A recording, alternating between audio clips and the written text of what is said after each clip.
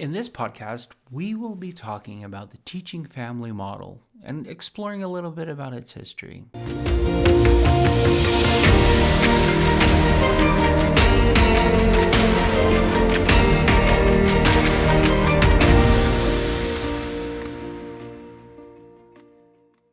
Hello, my friends. How are you?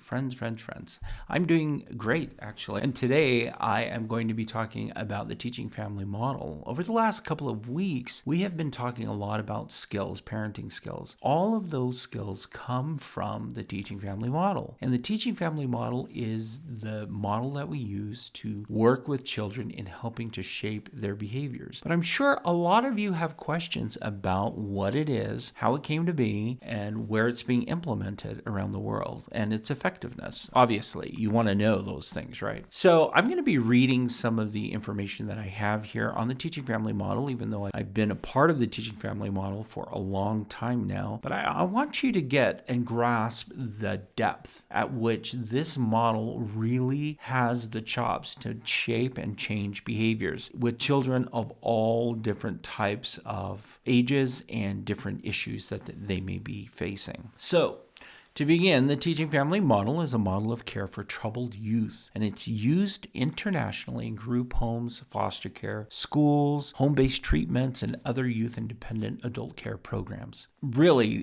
the breadth of where the Teaching Family Model is being implemented, it is being implemented in a ton of places, in a lot of places and with a lot of different populations. The model itself, the Teaching Family Model, was developed in the 1960s through research at the University of Kansas. And the researchers were two people who are actually well known in the field of behavioral studies, Montrose Wolf and also Gary Timbers. Now, you may not know this, but Mont Wolf was the inventor of timeout as a learning tool to shape behavior. Now, timeout has evolved over time, and people have put in different meanings in there. However, he was the creator of it in helping to shape behaviors. So we're talking about two very accomplished professionals in the field of learning how to shape and adjust behaviors, specifically in children. The Teaching Family Model has been modeled over 800 times since the 1960s until now. So it has actually been around for a long time, being used by a lot of different groups of people. And its foundation started with two researchers who are really, really well known in the field of behavioral sciences. Now, one of the things that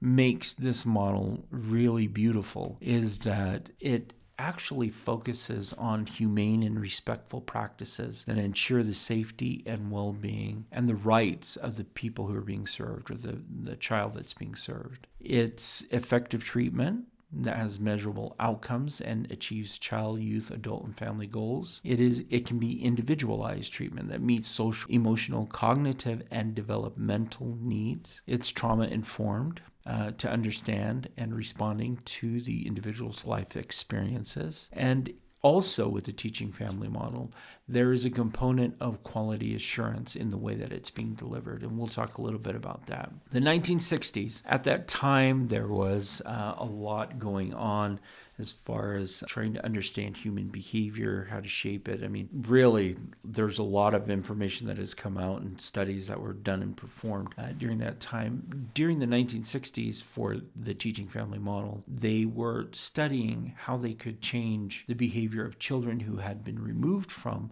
their homes and placed in a group home. So a group home is where these children who were involved in the court system were placed because of behavioral issues. Their parents couldn't manage them at home. And so they studied and they evaluated what worked well in changing the behaviors of children over time. And what they were able to discover is there were certain approaches and certain things that treatment parents would do that help to foster a relationship of trust, that help to establish communication and mutual respect, and then in turn had children responding in positive ways to instruction and the structure that was in the home, in the group home. And they took all of that data and they began to replicate it and see if it could be replicated in other areas. And as they did this study, they started to notice patterns. And these patterns evolved into skills.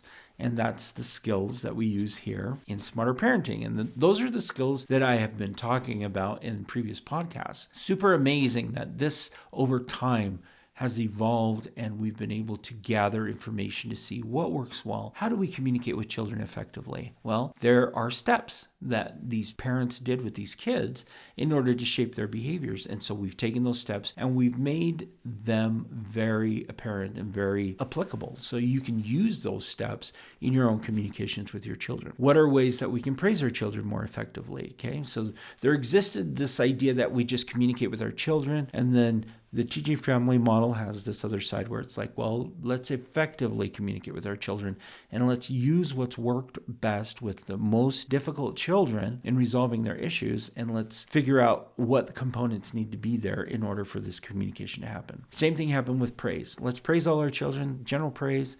Yeah, that's great. But the Teaching Family Model teaches us how we can effectively praise children so they can repeat positive behaviors. So we want our children to follow instructions. Okay, do what we say. Well, Teaching Family Model has following instructions as a skill. These are the things you need to do as a parent and follow these steps in order to help your child follow instructions more effectively, and to do so in a humane and caring and loving way that focuses on building and strengthening relationships. Okay, so again, we have made very specific and given parents a guideline on what they can do in order to improve skills that they probably are already doing, but in a more conscious way and in a more intentional way. It's the difference between being a parent who is, doing well and an intentional parent who is actually intentionally doing things in very specific ways to help their child. So we want parents to be very cognizant, very intentional,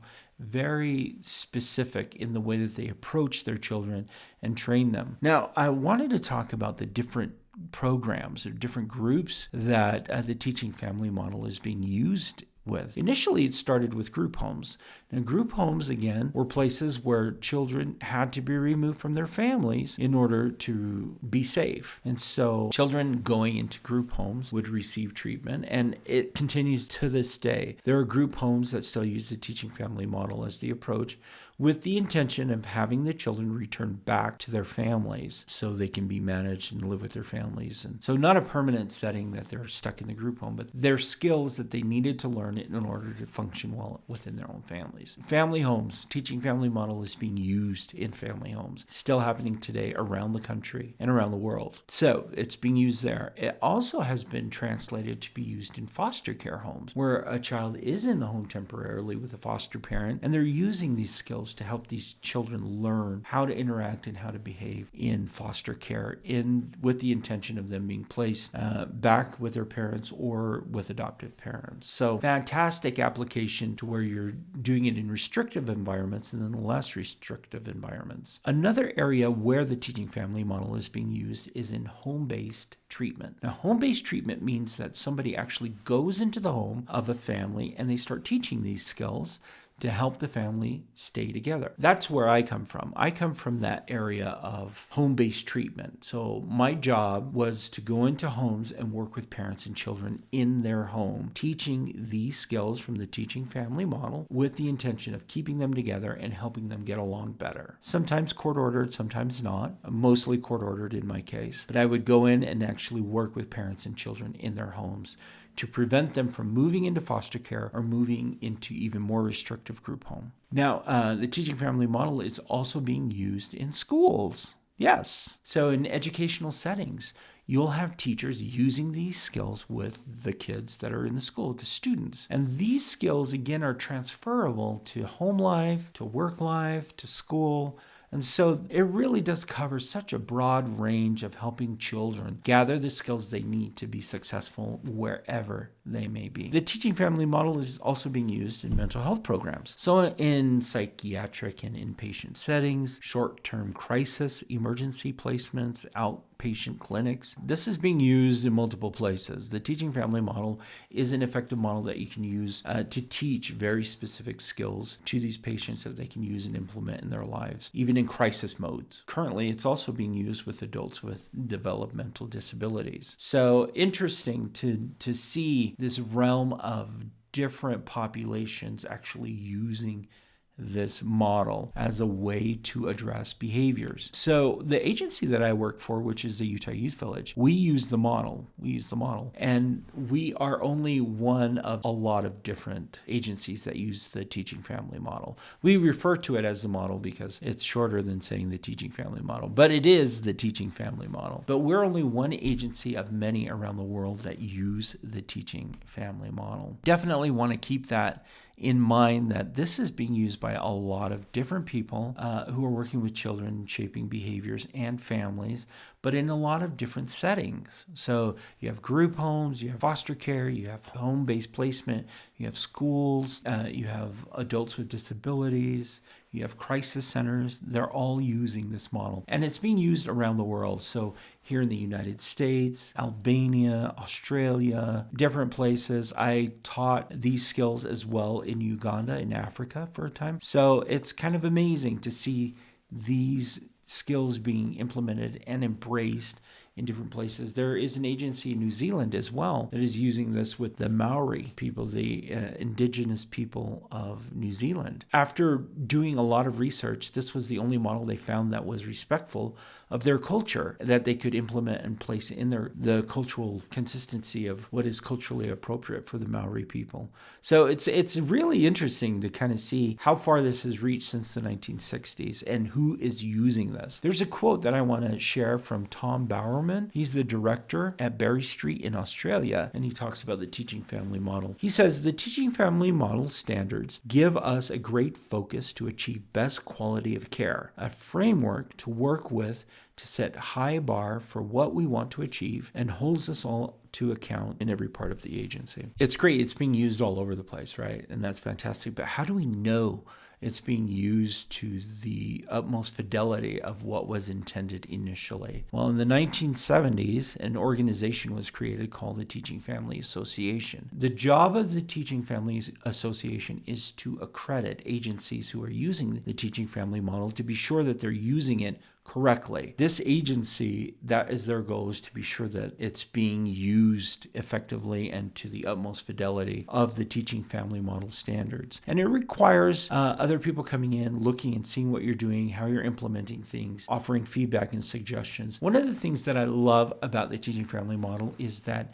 it creates this environment that is completely open for feedback. In fact, I receive feedback daily, weekly, monthly, all the time. And the way that it's created is that it allows us to continually grow, because there is this idea that, hey, I'm working with people and people have feedback they want to give me, and I need to find ways to adjust and adapt to the feedback that I'm receiving in order to improve, because we're all in it to improve ourselves and also the world and the children that we work with. There are quality assurance systems that are in place in order to be sure an agency is using this to the utmost fidelity. The Utah Youth Village, for example, receives reviews, and they have people coming in from the Teaching Family Association to be sure that we are using the model the way that it was intended to be used. And it's not easy actually to become accredited through the Teaching Family Association. You have to go through evaluations, you have people coming in, you have reviews, interviews, and they do this consistently.